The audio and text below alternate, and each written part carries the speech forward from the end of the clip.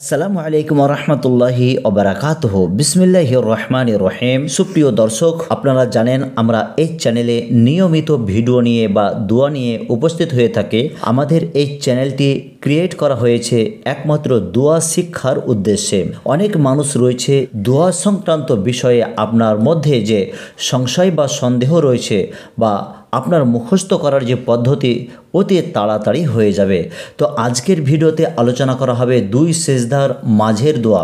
আমরা সেজদাতে যাই এবং দুটি সেজদা করি। প্রথম সেজদা থেকে উঠে বসে একটি দোয়া করতে হয়। এই দোয়ার যে ফজিলত, এই দোয়ার কতটা গুরুত্ব রয়েছে, সেই গুরুত্ব এবং অর্থ আজকের ভিডিওতে বর্ণনা করা হবে। তো আপনি আমাদের এই চ্যানেলে প্রথম দর্শক যদি হয়ে থাকেন তো সর্বপ্রথম সাবস্ক্রাইব করে একে একে ভিডিওগুলি দেখতে থাকলে এই দোয়া সংক্রান্ত বিষয়ে আপনার অনেক উপকার হবে। দর্শক মণ্ডলী, তো চলুন আমরা আলোচনা করি দুই সেজদার মাঝের দোয়া।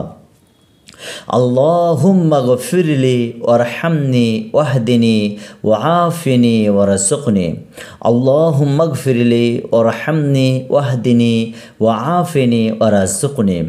আল্লাহুম্মা গফিরলি ওয়ারহামনি ওয়াহদিনি ওয়াআফিনি ওয়ারযুকনি। এখানে বাংলাতে উচ্চারণ দেওয়া রয়েছে। এই বাংলা উচ্চারণ দেখেও সেম আরবিটি মুখস্থ করে নিতে পারেন। অর্থ: হে আল্লাহ, তুমি আমাকে ক্ষমা করো, আমার ওপর দয়া করো, আমাকে সৎ পথ দেখাও, আমাকে সুস্থ রাখো ও আমাকে জীবিকা দাও। দর্শক মণ্ডলী, এতটা গুরুত্ব রয়েছে এই দোয়াটি। তো রেকাত নামাজ পড়বেন, এক রেকাত নামাজে যদি একবার পাঠ করেন তাহলে 4 রেকাত নামাজে 4 বার। এভাবে আপনি সারাদিনে কতবার পাঠ করবেন আল্লাহ রাব্বুল আলামিন জানেন, এবং এই দোয়ার কতটা গুরুত্ব রয়েছে হাদিসে তার প্রমাণ। সুপ্রিয় দর্শক, আজকে এ পর্যন্ত। আগামীকাল আবারও একটি নতুন ভিডিও নিয়ে উপস্থিত হয়ে থাকবো। ততক্ষণ আপনারা আমাদের সাথেই থাকুন। আসসালামু আলাইকুম ওয়া রাহমাতুল্লাহি ওয়া বারাকাতুহু।